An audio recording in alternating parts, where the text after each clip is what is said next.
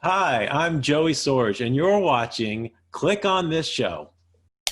Wait a To- minute, you got to meet the entire Happy Days family? Yeah, so here it is. We're sitting on the dais, and Henry is up there giving a speech, a thank you speech, and Gary's sitting there, and I'm sitting next to Penny Marshall, and on the other side of her is Cindy Williams, so Laverne and Shirley.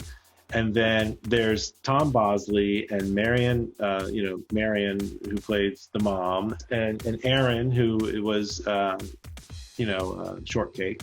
They all gave us these baseball jerseys for Milwaukee Brewers, and it has my name and number on the back.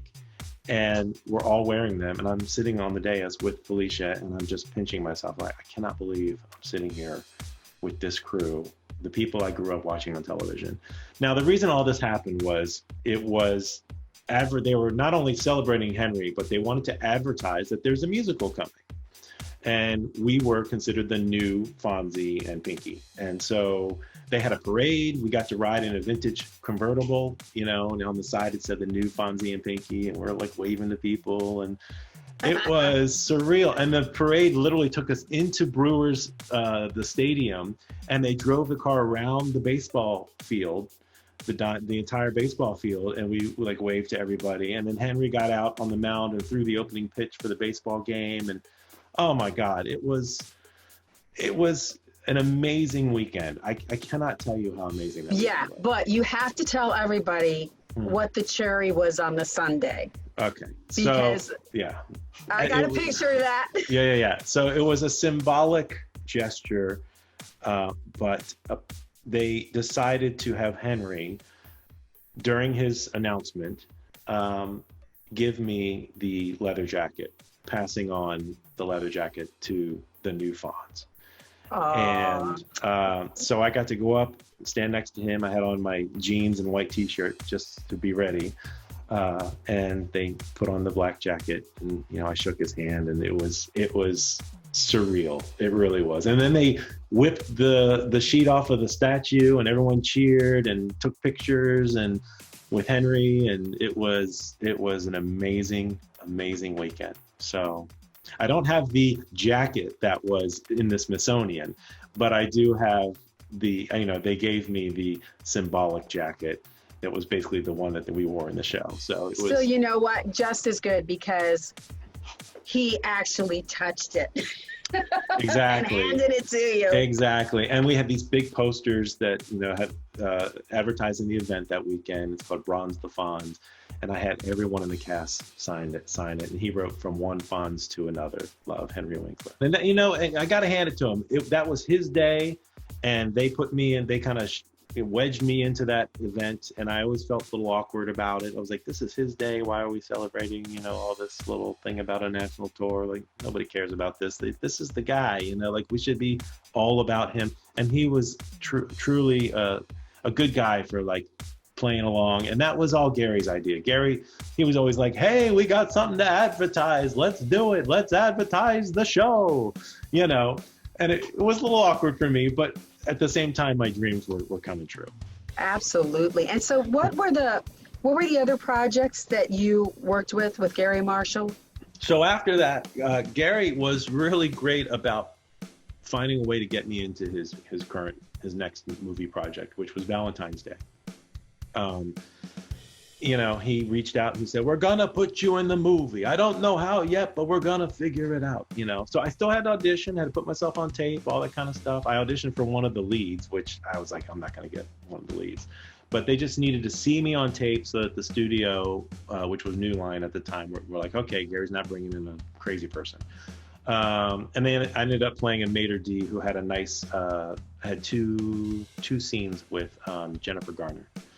And that was really cool. I loved it. I had so Oh much my fun with gosh. it. I mean, what is it with you and the beautiful leading ladies? I don't know. What is it? I mean, it started with you, and I don't know. Were you under her shirt too? Because now I'm going to get jealous. Oh no, no. Unfortunately, no. But I did give her a bunch of food because I was the maitre d'. So. Awesome. Yeah. And then after that, they came to New York, and I was in the process.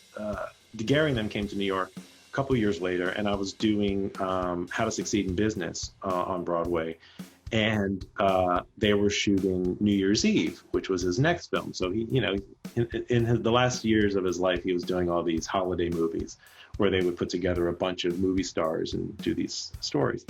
And he hired me to be the news reporter. And I have a nice little scene at the opening, first 5 minutes of the film with Hilary Swank. So I got to do a scene with her, and it was a nice little comic scene. We get a good laugh, and it was, really, fun. And so that was a tricky day because I was in the show on Broadway and I had to call out sick, but we were shooting in Times Square, so I was literally 2 blocks away. Oh, wow. Oh yeah, I'm not feeling well. So you're like doing a mash run and you change your outfit? Yeah, and I was like, oh, I hope nobody catches me here. So anyway, I shot it in like 2 days. We were done, and then I went back to my job. But it was cool. I felt really good because I saw Hilary Swank on, I think it was Letterman, and they showed our clip for her. We brought a clip, and they showed our little clip, and that really made me feel good. I was like, all right, I guess it's in the film. I know you've done a number of films, and you recently shot a short film, and Joey's going to provide us with some fantastic pictures and also a clip of this short film that I saw. And I'm going to tell you, you're going to need tissues. You're going to need tissues. You were fabulous. Can you tell the audience a little bit about the premise of this? Yeah, the film's called Conditional, and my friend Andy Cook wrote and directed it, and we shot it in 3 days in his apartment. It all takes place in his apartment and outside of his apartment. The story is basically this gentleman, this guy who I play, who has an estranged father who shows up out of nowhere after 20 years, and his father ends up dying while there, and he has to deal with not only this person dying, in his apartment, but also learning all the stuff about his father that he didn't know, and how he always felt that his love for his father was conditional. He had to do these things because he's his father, as opposed to wanting to do it from unconditional love. It's a deep dive, definitely, but it's touching. All of it is in this apartment with me on the phone dealing with relatives and people that were in his life that I didn't know. It's pretty. It was pretty challenging. We just finished shooting it a couple months ago. It's about a 25-minute short film. It's going to go into the festivals and stuff, assuming the festivals come back. On a number of levels, the one thing that struck me, as we all are now, we're dealing with parents of a certain age, and they're changing. And then some cases, some people have to deal with the dementia, the Alzheimer's. It's very stressful, and it's like all this hits you at once. Mm-hmm. And then again, what you learn about your dad, mm-hmm. and the transformation you make as a character. We're all facing around the globe this thing, mm-hmm. and we're all doing the best we can to reinvent ourselves or conform to have what we want happen. So how is this? Because you were just about to open up the Michael Jackson on musical. Broadway, yeah. What do you play in that, and can you tell us how that's affecting your opening? Well, we just had a get together last week, a Zoom meeting. It was like 60 or 70 of us on the Zoom meeting, because it's all the creative staff, producers, cast, and they decided that they're going to push the opening of MJ to next year. So our official opening is April 15th, but we'll start rehearsals, I think, mid-January. So basically they said, look, we all understand what's happening, with theater. And I think theater is kind of going to be one of the last things to come back, unfortunately, just because of the close quarters that we all experience, just people sitting next to each other. But not only that, they said, not only are we concerned about the audience, but we're concerned about you and you feeling comfortable to come back and work and create. You guys are in close quarters all the time. You're in a room all day long, sweating, breathing on each other. We want you to feel as safe as possible. So we're not going to try and push this and try and get us in the fall. It just is not feasible. And let alone, they also have to think about ticket sales. They have to figure out how they're going to sell tickets and or refund them depending on when they open. So they had already sold, a block of tickets, and they said, we need, before we put on another block, we should reimburse these people or give them tickets for next year. So they decided to move everything to next year just for safety's sake. And also just to say, let's give ourselves time to breathe, to meditate on the situation and get through it. And then we can come back healthy and strong and not as fearful. And that made me feel good. I know it's, what's reassuring though, Joey, is you actually have that job still waiting for you. I wish I could say the same. I know it's a struggle for all the smaller theaters, or even actors like myself who have not been doing as much theater lately. Right. But, we're wondering, what about extras on a movie set? As frustrating as it is, you brought up a point that there was one entire cast that ended up getting sick. Yeah. Cast of the Moulin Rouge.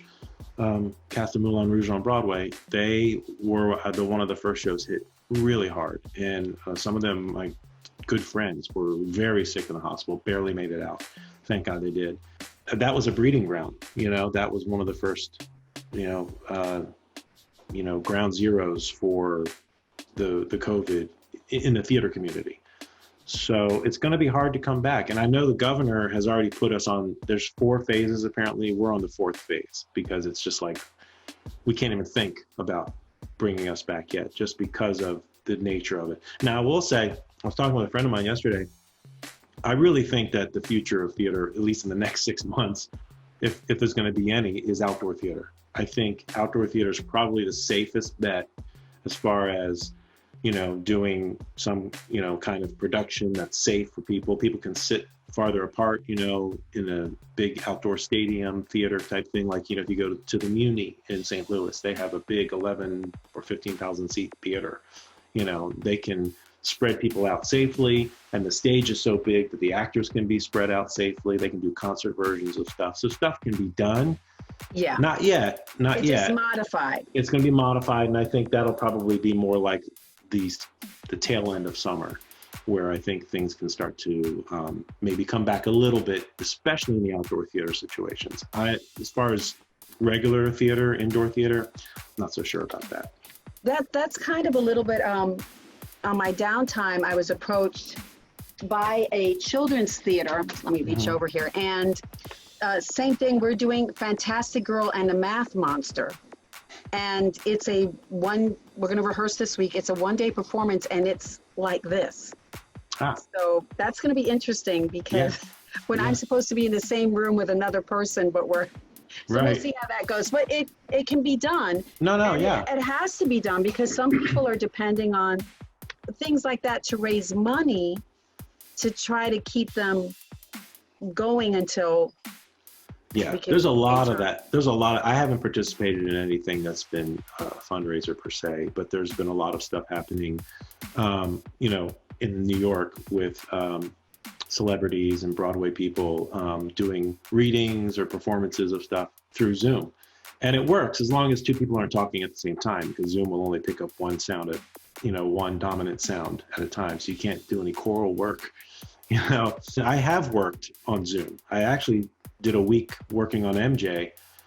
We did a reading where the playwright wanted to come in with some changes. And so there were, 15 or 16 of us. And we read the script from 10 to 6 every day for 5 days. We worked on Zoom and developed more of the script, and we had discussions and read the scenes, and then the producers came in and watched all through Zoom. So we were able to actually get work done.